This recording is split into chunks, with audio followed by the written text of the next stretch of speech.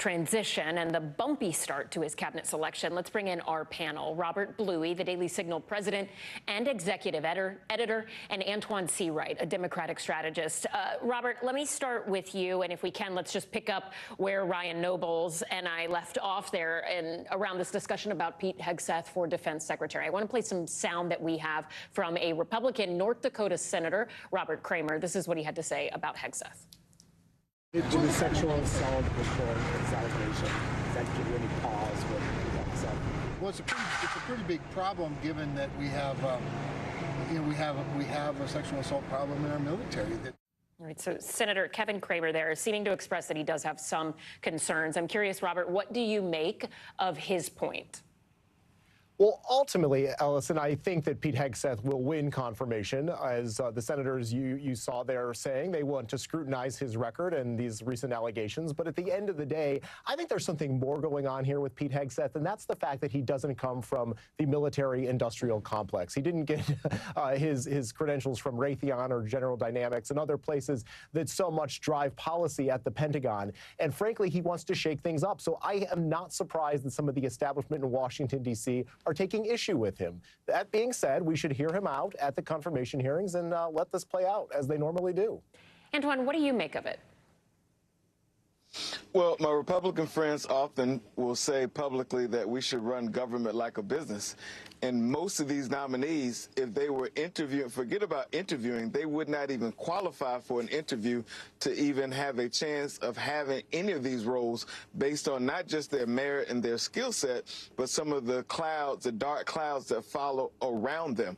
And I think we should all take that to note. At the end of the day, what I think this represents is the Trump administration, income administration, grading their own homework and making assumptions just because they won the election. That means they're going to get their way politically, and I don't think that's going to be the case. There's always a process when it comes to the nominees, and this deep, dark history that some of these nominees have will see the light of day because the process is in place, and the process will not be removed regardless of the politics.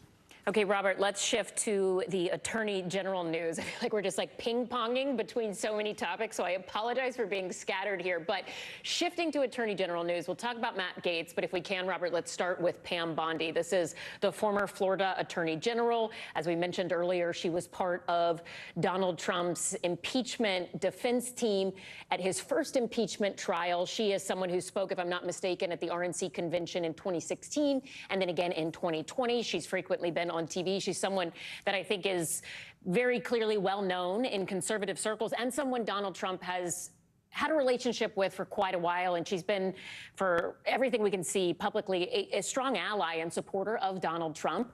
Why do you think Trump didn't just go with her first? Because objectively on paper, regardless of any controversies or political opinions people may have, legally, she has a lot more qualifications than Matt Gaetz had on the legal front. Why not start with Pam Bondi instead of Matt Gaetz when it seemed obvious from the outset that he was going to be a difficult pick to get through the Senate? Well, let's remember that Matt Gaetz has a history in his time in Congress of going after the Department of Justice, specifically on the issue that Donald Trump cares about most, and that's removing the weaponized Attorney General and replacing that with a person who's going to follow the rule of law. And so Matt Gaetz's record was quite clear on that, and I think that's probably one of the reasons that he decided to move in that direction. As for Pam Bondi, I mean, remember, Pam Bondi also was a prosecutor. She spent 2 terms as Florida's Attorney General, and then Trump picked her to serve on a task force to work on the opioid epidemic. So she has quite a whole list of experience that I think will serve her well in this position. And I do think, as the congressman said in the previous segment, that she will stand a much easier path to confirmation. Antjuan, what do you think about the selection of Pam Bondi? And if we can go back to Matt Gaetz first, were you surprised that after everything we saw yesterday, all of the push and the efforts made on Capitol Hill, that Gaetz made the decision to step aside?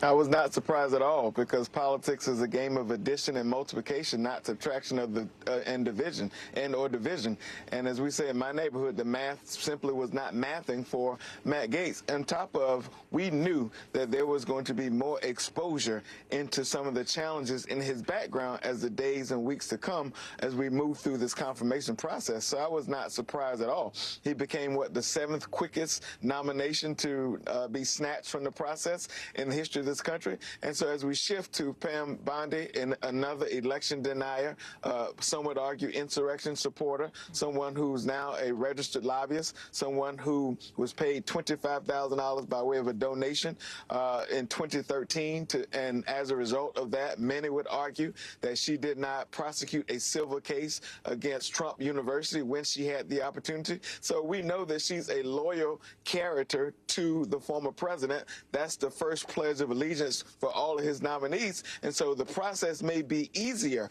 for her than Gaetz. However, I do think there will be some exposure about her record and her background, and that's what the process is all about. Right. Yeah, she made some claims about fake ballots coming in late back in 2020 in an interview on Fox News. Certainly things that will come up in a Senate confirmation hearing. But as Gabe Gutierrez reported, some of his sources saying that in a lot of ways she is very similar to Matt Gaetz, but doesn't have any allegations related to sexual assault. Gentlemen, thank you both for your time tonight. I wish we had more time. I have so many questions, but we'll do this again, I imagine, in the very near future. Thank you both. We appreciate it.